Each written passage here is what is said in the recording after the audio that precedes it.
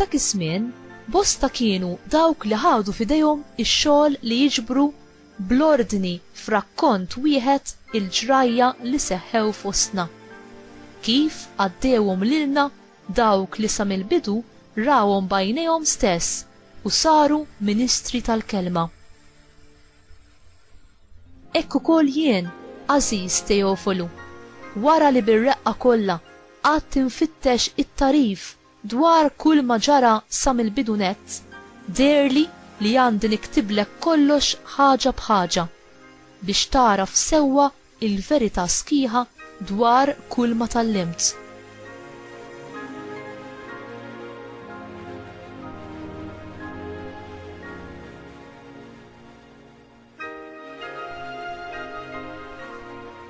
Ġesu bil-qawwa tal-Ispirtu reġa' mar il-Galilija u l-fama tiegħu xterdet ma' dawk l-inħawi kollha, għax hu kien jgħallem fis-sinagogi tagħhom fost it-tifħir ta' kulħadd. U ġie Nazaret fejn kien trabba, daħal fis-sinagoga tagħhom kif kien imdur jagħmel nhar ta' Sibt u qam biex jaqra.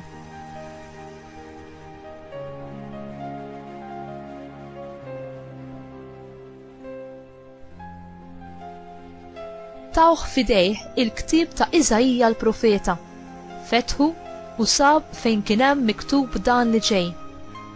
L-Ispirtu tal-Mulej fuqi, għax hu ikkonsagrani, bagħtni nħabbar il-ħelsien lill-imjassrin, inwassal il-bxara tajba lill-fqajrin u d-dawl mill-ġdid lill-lomja, inrott il-ħelsien lill-maħqurin u nxandar sena tal-grazzja tal-Mulej.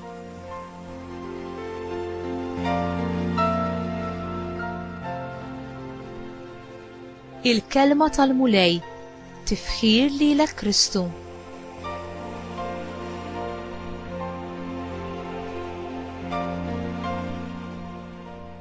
X'lest li tagħti biex taraf u tkun taf il-verità fil-milja tagħha.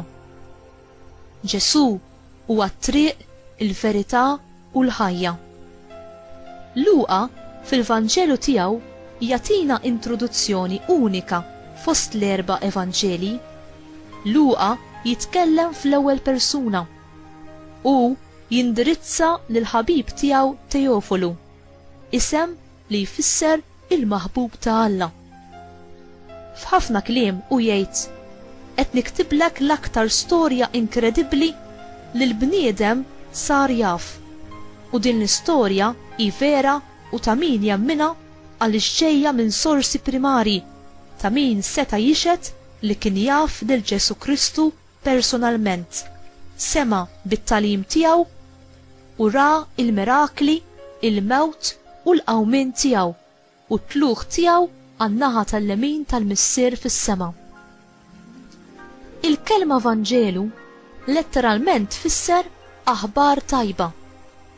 Il-Vanġelu u l-aħbar it-tajba ta' Ġesu Kristu u l-ħelsien li kiseb għalina permezz tal-mewt u l-qawmien tiegħu. L-Evanġelju u l-kelma ta' Alla għalina llum hi kelma ħajja li għandha l-qawwa li tibdilna, li titrasformana u li tġib il-libertà u l-fejqan lil dawk li jaċċettawha bħala l-kelma ta' Alla. U inti tfittex il-kelma ta' Alla bħalma tfittex l-ikel li jsostnik, tilqaħħa bil-fidi u l-fiduċja li Alla jistenna minnek.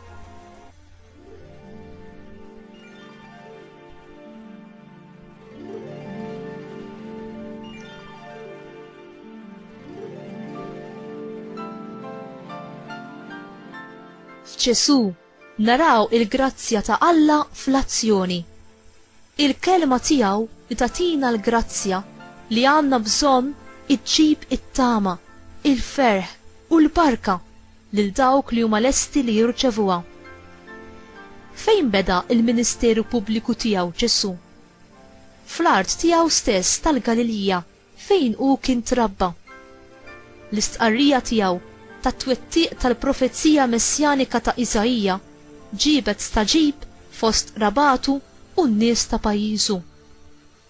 Iżajija kien ipprofetizza li l-Messija kien se jiġi bil-qawwa tal-Ispirtu Santu biex iġib il-ħelsien lil dawk li huma oppressi bid-dnub u l-ħażen. Dan insibuh fil-ktieb ta' Iżajija kapitlu 61 versi minn 1 sa 2.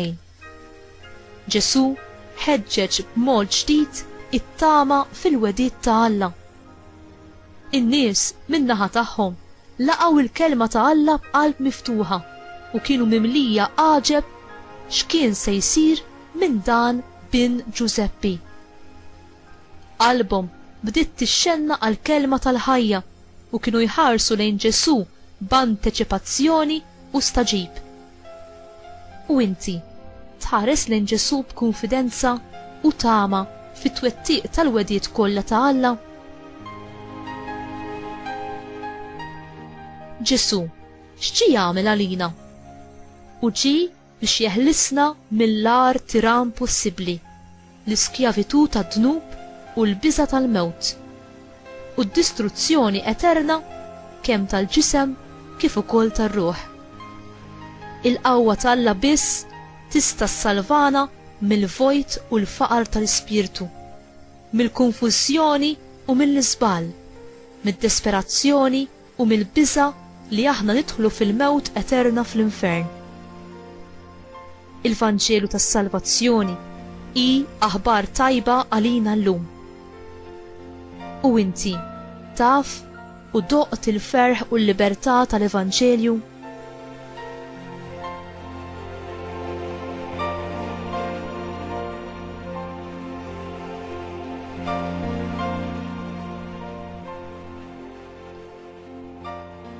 Mulej Ġesu, inti it-twettiq tat-tamiet u x-xewqat kollha tagħna. L-Ispirtu tiegħek jagħtina l-grazzja, il-verità u l-ħelsien. Eżiż Ġesu u Marija, itolbu għalija biex qalbi tkun dejjem iżjed miftuħa biex nirċievi l-ferħ tal-Evanġelju u ħeġġuha bil-imħabba u bid-żelu għalikom u għas-saltna ta' Alla, ħalli ma nħalli xejn mill-kelma li tħabbritli tmur u tispiċċa. Marija Ommi, għallimni u għenni noss il-kelma ta' Alla f'qalbi u nejxa bil-qdusija fuq l-istess eżempju tiegħek. Grazzi. Amen.